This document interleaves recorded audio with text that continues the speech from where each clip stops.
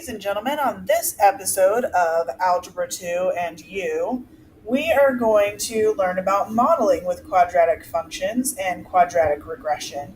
So it's going to take some of the stuff we've learned already and put it all together. So first we've got a player that throws a basketball towards a hoop and the ball follows a path given by the following equation. And then it says where x represents the horizontal distance from the player to the ball, and y represents the height of the ball. Okay, so if we're a little confused, and please don't make fun of my drawings, I'm not an artiste, I'm really good at stick figures, and that's about it. So we have our player, they've got a little ball, and they are going to throw it towards a hoop. So here's our hoop over here.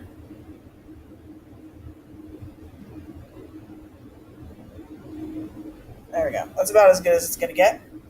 Okay, so what's happening here is that our equation, y equals negative 0.125x squared plus 1.84x plus 6 is that path.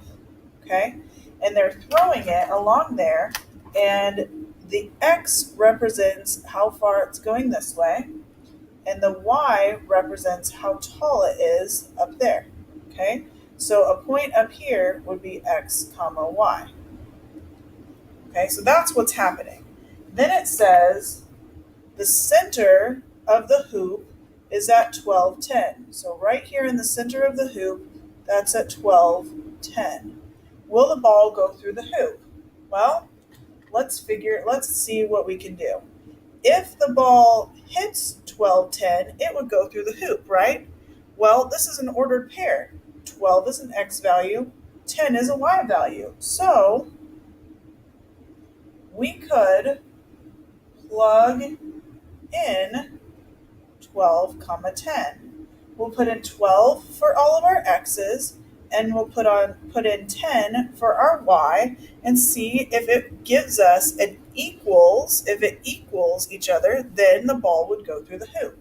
So here's our equation, y equals, well, instead of y, I'm going to write 10.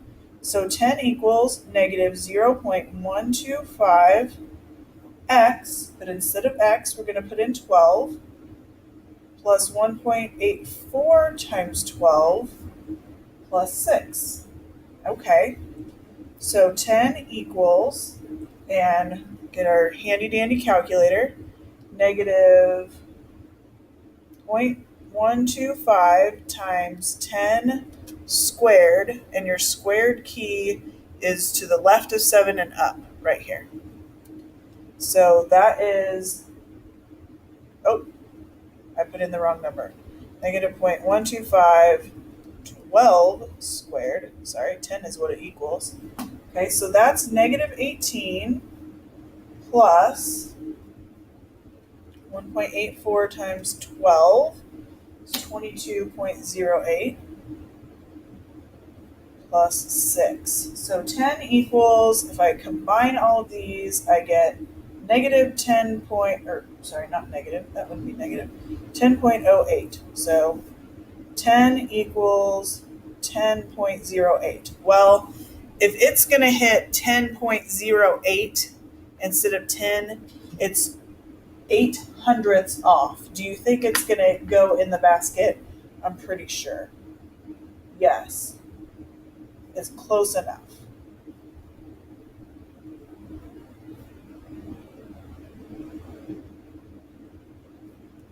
So it may hit the rim, but it's going to go in because it's only 10 hundredths off. Okay, when the ball reaches its maximum height, well, let's think about this. If we have this parabola here, the maximum height is the top here. Where is that when it reaches its maximum height? Well, the maximum height is at the vertex. Then it wants to know how far is it away from the player? So that's actually going to be a different, it's actually going to be two different things. So when it reaches its maximum height, how far is it away from the player? And then what is the maximum height? Oh goodness. So we have a lot of stuff going on. So when it reaches its maximum height, so at the vertex, so we know we're going to have to find the vertex. Is this in standard form or vertex form? Well, since I don't see the parentheses, that means it's in standard form, which means I'm going to have to do work to find the vertex. So to find the vertex, I do opposite b divided by 2 times a. B is the number, so we're still using this formula up here. B is the number that has the x that's not squared. So in this case, it's 1.84. So that is going to be opposite of that, so negative 1.84, divided by 2 times a. A is the number in front of the x squared. So in front of the x squared, I have negative 0.125. Okay, so if I divide that, so I'll have negative 1.84 divided by, put that denominator in parentheses. Anytime you're doing division, you should, and there's more than one thing in your numerator or denominator, you should put the two things in parentheses so the calculator knows do this before I divide. Okay, 7.36. So 7.36 is what I get for the x value of the vertex. The vertex is at 7.36 something. How do I know what that something is? Well, I sub this number back in for the x. So y equals negative 0.125 times x squared plus 1.84 times x plus 6. And everywhere I had that x, 7.36 is going to go in there. Okay, so grab my handy dandy calculator. Negative 0.125 times x, which is 7.36 squared, plus 1.84 times 7.36 plus 6, and I get 12.7712. If it doesn't tell you what to round to in Algebra 2, we're going to round to the nearest hundredths. So we're going to make this 12.77, and even though it said 1, 2, we're going to drop the 1, 2. So 12.77 is the vertex. So it says, how far away is it from the player?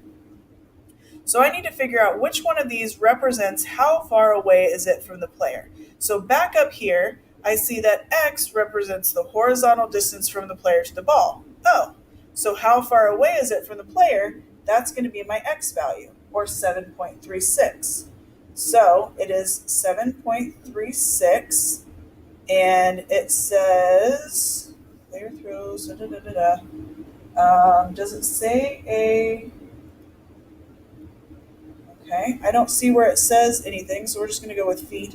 It's feet away from the player. Okay, and then I need to know what is the maximum height? So the maximum height would be how tall or high the ball is, and it says y represents the maximum height. So it is 12.77 feet high. No. At its max height. That just doesn't even make sense. Okay. Max height is 12.77 feet. That's simpler. Except now it looks all crappy. Max height is 12.77 feet. Here's a lesson. Use erasable pens or pencils when you're making notes, because this just looks like junk now. I'm sorry. Okay, keeping going. So we answered that. How, okay, reaches its max height. That was at the vertex. That's why we did opposite b over 2a and then subbed that back in. Opposite b over 2a got us the x. Subbing it back in got us the y. How far away was it from the player?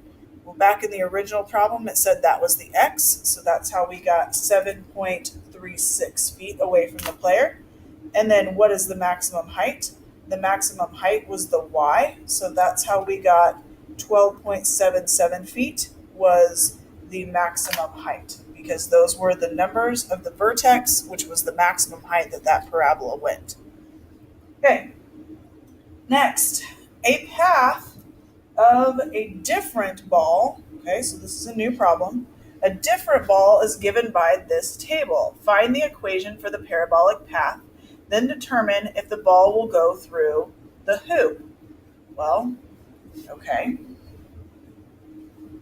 So we have 3 points, and just like we did yesterday, or whenever you watched 4-3A, we could turn our 3 points into standard form of an equation. Okay, so we are going to use standard form, which you know is y equals ax squared plus bx plus c. But I don't know what a is, I don't know what b is, and I don't know what c is. So I'm going to use these points to find it. So in here, though, I know that y is 10. I don't know a, but I know x is 2. I don't know b, but I know x is 2. Okay, so just like we did yesterday, and then we're going to do the math. 10 doesn't have anything that happens to it. 2 squared is 4. We're going to write that as our coefficient of a. B times 2, we're going to rewrite as 2b plus c, and that's our first equation. Then our second equation, we're going to use our second point. So 12 equals a times 4 squared plus b times 4 plus c. So that's going to be 12 equals 16a plus 4b plus c for equation 2. And then lastly, for equation c, we have 10 and 12. So 12 equals a times 10 squared plus b times 10 plus c. So 12 again, but this time it equals 100. Wow, a plus 10b plus c for my third equation. Okay, so remember, I am going to pick one of these and only one of them to multiply by -1, and I'm going to pick the smallest one. So I want this first one. I'm going to multiply -1 times equation 1. Times equation 1. So all of these, I'm going to change my sign. This is going to be -10 equals -4a minus 2b minus c. And I'm going to combine that with equation 2, which says 12 equals 16a plus 4b plus c. Okay, so when I do this math, I am going to add, and I'm going to get 2 equals 12a plus 2b. And this is going to be 1, 2, 3, my fourth equation.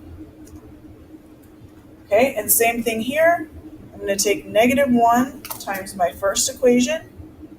So same thing as over here. -10 equals -4a minus 2b minus c. And I'm going to combine that with equation 3. I can't combine it with equation 2 because I've already done that. So I have to go to a different equation. So my only option was equation 3. Okay, and I'm going to combine these, and I'm going to get 2 equals 96a plus 8b. Okay, so now I've got these two equations. Equation 4 says 2 equals 12a plus 2b, and equation 5 says 2 equals 96a plus 8b. Okay, so now I need to figure out how to cancel either the a's or the b's. Those a's are pretty big, so I think I'm not going to mess with those. I'm going to cancel the b's. So since this is 2 and this is 8 and this one's bigger, I'm going to try to figure out what I can multiply this by to cancel that. So if I need to cancel positive 8, I need it to be negative 8. So what do I multiply 2 by in order to get negative 8? Negative 4. So this will become negative 8 equals negative 48a minus 8b. That's when I multiplied it by negative 4, so I guess I didn't do it there. I did it here. And equation 5 is 2 equals 96a plus 8b. Okay, I'm trying to figure out a color I haven't used yet. When I combine these, I will get negative 6 equals 48a.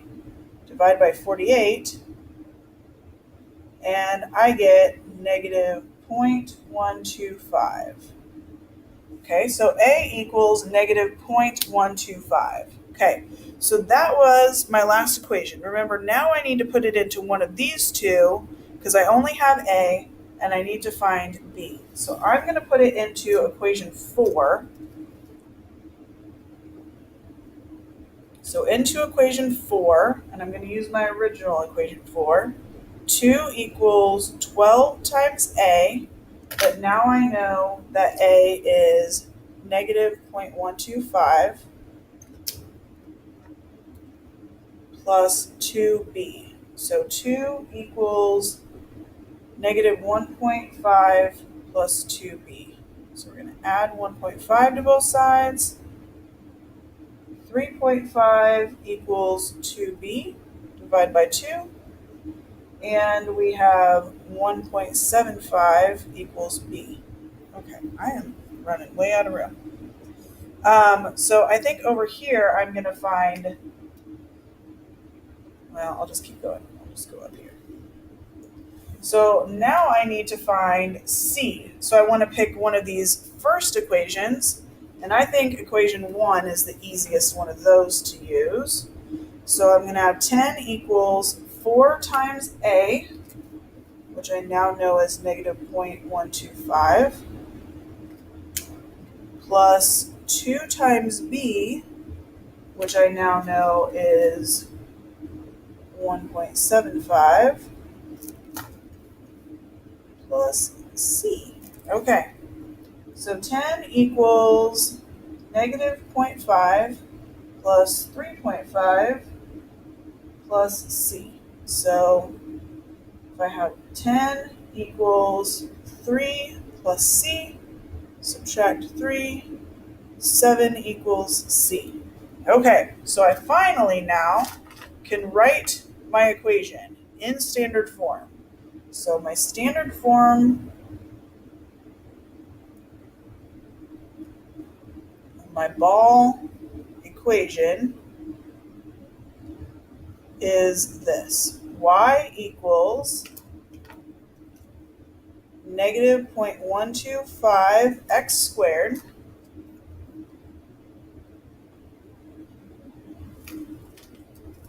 plus 1.75 x plus 7. Okay, then the question is, will the ball go in the hole? So, or will it go through the hoop?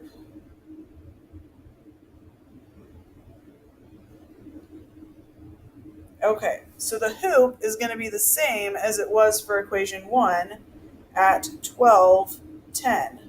So you might go, oh, hey, I remember having those numbers. No, it was 10, 12. They're backwards. Sorry. Hope you didn't get too excited. Okay, so we're going to put the 10 in for y. Same thing like we did. Negative 0.125 12 squared plus 1.75 times 12 plus 7. Sorry, it's so squishy. Hope you can read that. Okay, so if we do this math, we will get 10 equals 10. So will this ball go through the hoop?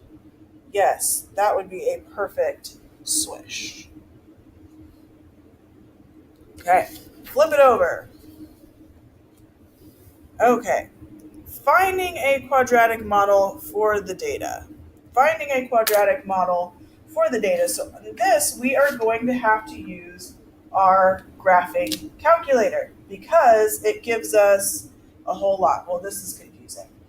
Okay, so speed is going to be your x value. Stopping distance is going to be your y value, but then for some crazy reason, it puts speed again, which is our x value. Okay, so that's weird. Like it could go down here, 40 and 120, 50 and 175.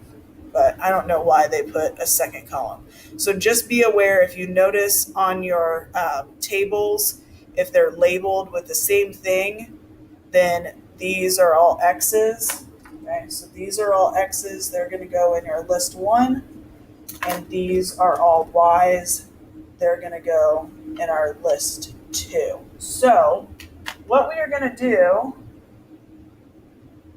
is we are going to use our graphing calculator. So same way we have done it for when we were doing linreg, but now we're going to do quadreg. So ax squared plus bx plus c. So speed is going to go in L1, stopping distance in L2. So grab your calculator and hopefully you remember the steps to put these in. So you are going to press stat, which is 2 over from the green key. You are going to go to edit. If there's anything in there, you are going to go up to the top, hit clear and back down. Don't hit delete or you'll delete that column. So now we are going to put in all these X's. So 0, 20, 30, 40, 50. Double check that we have them all correct. Yes. And then in the L2, we are going to put our stopping distance, 0, 40, 75, 120, and 175. Okay, now we need the calculator to figure out what our equation is. So we are going to go to stat and over to calc. Now before we did linreg because it was a line, but this says find the quadratic. So for quadratic, you're going to do number 5, which is quadreg. Oh, wait, hang on, Mrs. Black. Good grief, Mrs. Black. Here's all the directions down here. I apologize. Okay, so to enter the data, we pressed stat. Right? We pressed stat. So stat got us here. Then we did number 1 for edit. Okay?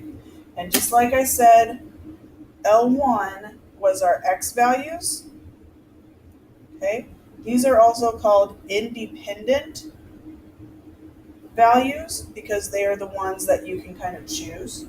L2 is our Y values. And these are dependent because they depend on what the X values were. Okay, so set up your stat plot. To set up your stat plot, so 1, enter, we already entered those. Now to set up our stat plot, we are going to hit second and Y equals. So your second key is blue, the Y equals key is right above it. The Y equals key is right above it. Okay, it is stat plot.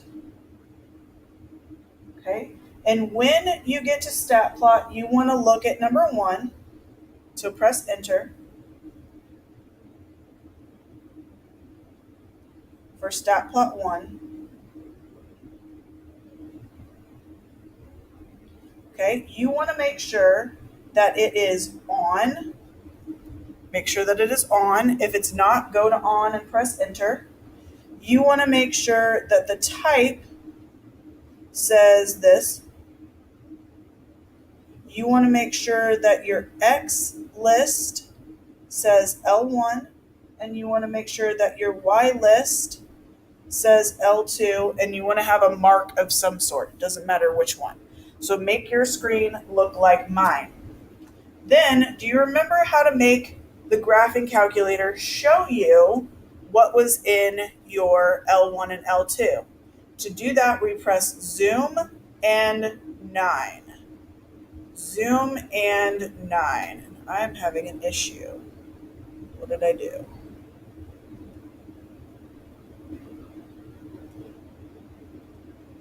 Oh, I have plot 2 on. So you might need to go in to y equals and turn plot 2 off. Or in your stat plot, you can go down to number 2 and turn it off. So it should be on and the rest of them should be off. Then hit Zoom 9.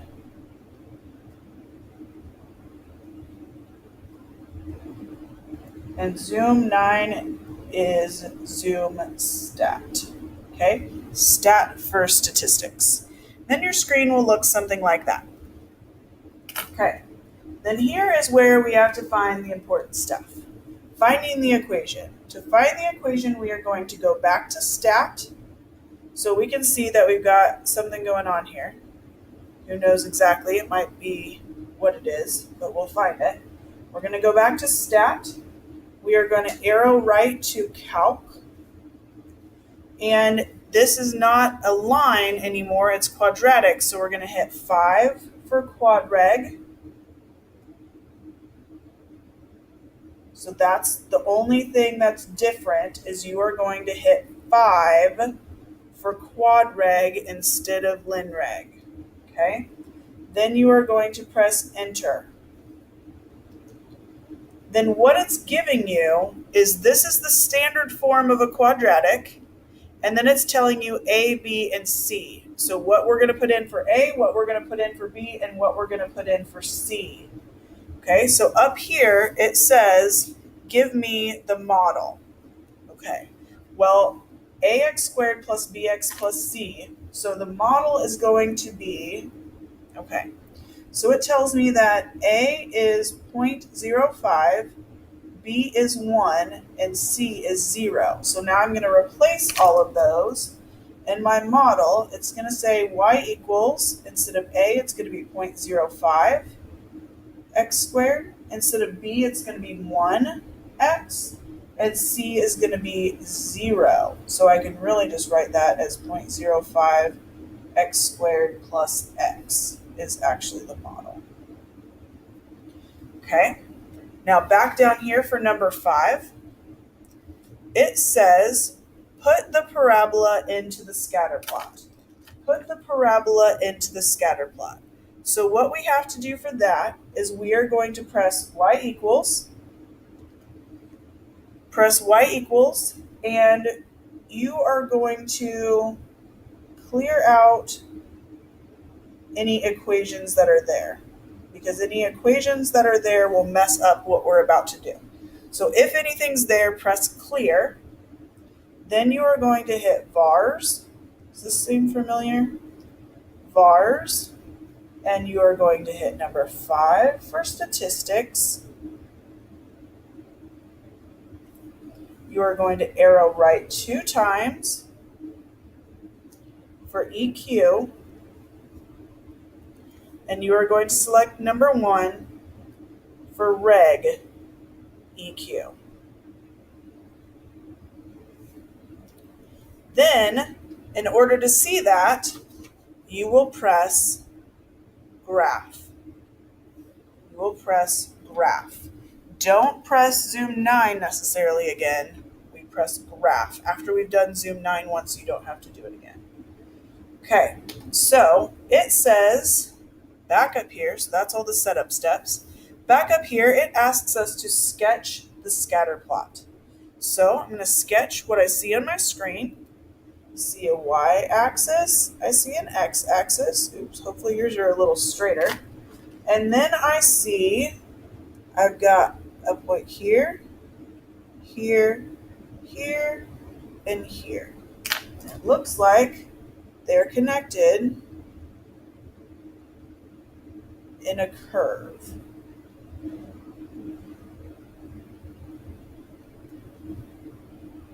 There we go. Okay, so I have an equation and I have a model of what it looks like. Okay, next, step 2 says use the model to predict a stopping distance for a speed of 75 miles per hour. Okay, so if I go up here, speed is an x. So if I have a speed, it goes in for x. If they had given me a stopping distance, it would go in for y. But since they gave me a speed, I'm going to put that in for x. So I'm going to write my equation, y equals 0.05 x squared. But instead of x, I'm going to put in 75 plus x again, so 75. And now we're going to get our handy dandy calculator. We don't need this graph, so second quit.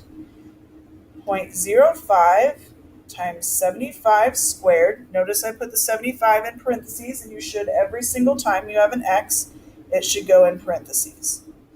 Okay, so it looks like y equals 356.25. So what is that? What does that mean? Well, we were asked to predict a stopping distance. So we are going to say the stopping distance will be 356.25 feet according to our model. Okay, good luck on your assignment. Let us know if you have any questions.